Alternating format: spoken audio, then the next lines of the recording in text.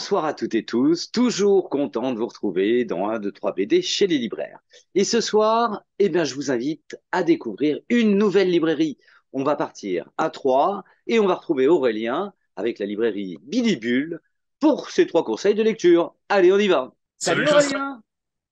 ça va? Ah bah oui, écoute, je suis bien content de découvrir une nouvelle librairie. Ah bah tant mieux.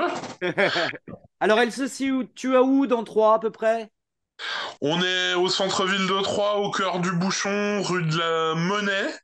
On est juste derrière le Crédit Lyonnais, place Audifred, voilà, au bout de la rue des restaurants, pas très loin de la place de la mairie.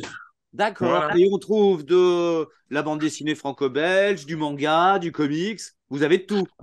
Exactement. On a par contre que des livres. On fait très peu de figurines, contrairement à certains collègues. Nous, Mhm. on privilégie le livre et voilà. Ah bah écoute, très bien. Alors, quel est le premier conseil de lecture de la librairie Bidibule? C'est un nom marrant en plus, ça. Oui, c'est un vieux jouet rétro des années 70. C'était une vraie marque déposée, donc voilà. Donc pour vous, j'ai choisi un titre scénarisé par un Troyen qui s'appelle Le Petit Théâtre des Opérations. D'ailleurs, c'est pas le Petit Théâtre des Opérations, c'est son spin-off Toujours Prête, qui va mettre en avant les femmes soldats, Oui. un petit peu les oubliés de la guerre. Il y a des femmes qu'on connaît, par exemple, il y a Marie Curie qui sera dans les portraits réalisés par Julien Hervieux, alias un odieux connard, Mm. qu'on connaît comme scientifique, qu'on connaît moins comme soldate, et pourtant ça a été une pionnière de la radiographie ambulatoire, c'est-à-dire qu'elle va créer des voitures surnommées les petites Curies qui vont prendre les radios sur les tranchées directement. Elle en a conduit elle-même. Et puis il y aura d'autres femmes assez remarquables comme cette femme serbe spécialiste de la grenade. Il y a plusieurs espionnes aussi. Enfin bref, c'est assez incroyable. Une D'accord. princesse chinoise aussi, enfin japonaise réfugiée en Chine. Bref, voilà, on retrouve le trait très élégant de Virginie Augustin qu'on a connu pour Alim le Tanner, qu'on a connu pour Joe la pirate. Mm. Voilà, un vrai coup de cœur. Très bien. Impeccable. Ah, effectivement, le petit théâtre des opérations avait eu pas mal de succès hein, à l'époque, quand c'est sorti. Exactement. Donc Mm. on espère le même succès pour la version féminine. Très bien. Alors, un petit deuxième. Alors, on va rester dans les auteurs femmes avec Astrologie de Liv Stormquist. C'est assez drôle parce que c'est un vrai livre d'astrologie, c'est-à-dire qu'on va voir tous les signes. Et elle va prendre quelques personnalités qui vont illustrer les quelques traits de caractère propres à chaque signe. On découvrira par exemple que les scorpions, ils sont très portés sur le sexe, les lions, ils aiment le pouvoir, etc. Le truc, c'est que tous les signes et les traits de caractère vont être négatifs. Et on va très vite retrouver les thématiques chères à Liv Stormquist, critique du capitalisme, critique du masculinisme, il y a un discours un petit peu féministe. Le truc, je retire l'emballage, c'est que Liv Stormquist, elle ne croit pas du tout en l'astrologie. Et en fait, son livre d'astrologie, en sous-texte, il y a une certaine critique de l'astrologie qu'on verra en fin d'album. Comment expliquer des phénomènes humains simples Mm. par des phénomènes astro très complexes. Elle va avouer qu'elle a du mal à y croire. C'est assez étonnant. Un livre d'astrologie qui ne croit pas en Ouais, l'astrologie. elle prend le contre-pied, en fait. Oui, c'est ça qui est marrant. Ouais, c'est ça que. Mais c'est vraiment son ton un petit peu ironique, un petit peu acide. Voilà, j'ai vu des Alors, critiques internet qui la comparaient parfois un petit peu à Pénélope Bagieux, dans le côté on raconte des choses vraies, on raconte des choses importantes, mais avec cette pointe d'ironie. ouais. Voilà. Elle avait été primée par l'association Artemisia il y a quelques années. Alors, un petit dernier, allez, pour finir.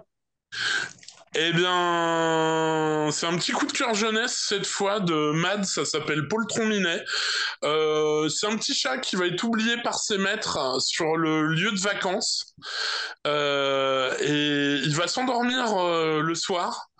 tout inquiet parce que voilà, peur d'être oublié. Et le lendemain, il va tomber sur des animaux sur deux pattes, habillés, avec des armes, un petit peu de façon médiévale. Donc tout de suite, il va se faire traiter de naturiste. Du coup, il va mettre un pantalon, il va se mettre à parler, tout ça, et il va découvrir une société d'animaux avec un grand complot derrière. On verra, il y aura un petit discours écologique et tout, et ce sera la quête de chat pour retrouver ses maîtres. Voilà, un album jeunesse, mais qui peut être lu et apprécié par des adultes, et c'est Ouais, ce qu'on aime, parce qu'on aime tous un petit peu la BD jeunesse quand on aime la BD. bien sûr. Et ça, c'est un one-shot, c'est pas une série. Ce sera une série. Ah oui, C'est d'accord. plus à la fin. Et voilà, ça a été un vrai petit coup de cœur. On recevra Mad en dédicace en juin.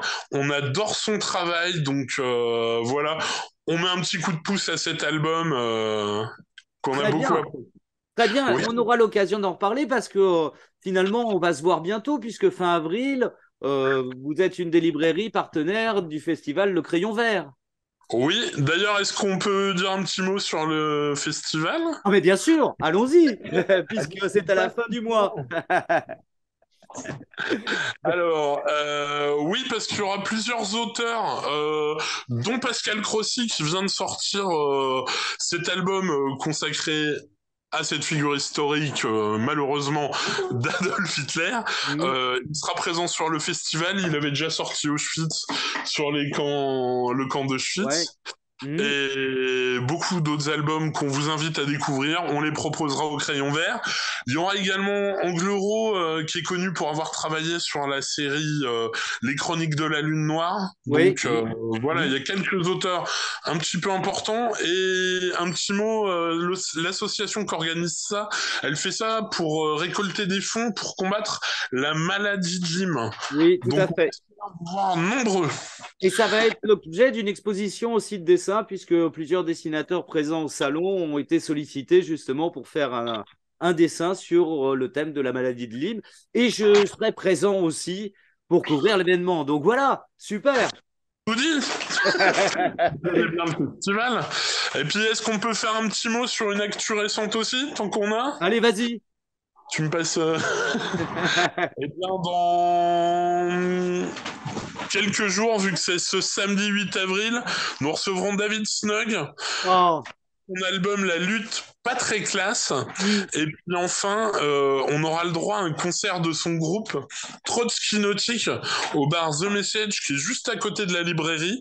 Donc double événement BD et musique. Voilà. Excellent. Alors ça, c'est un livre d'illustration où effectivement David déconstruit un petit peu toutes les idées reçues. C'est-à-dire que qu'est-ce qui... Cite-nous-en une ou deux d'ailleurs de l'album, parce qu'il y en a des Ouais. sympas. Imagine ce que serait le monde sans la lutte des classes. Par exemple, Monique et Michel Pinson-Charlot, sans la lutte des classes, c'est les Balkany.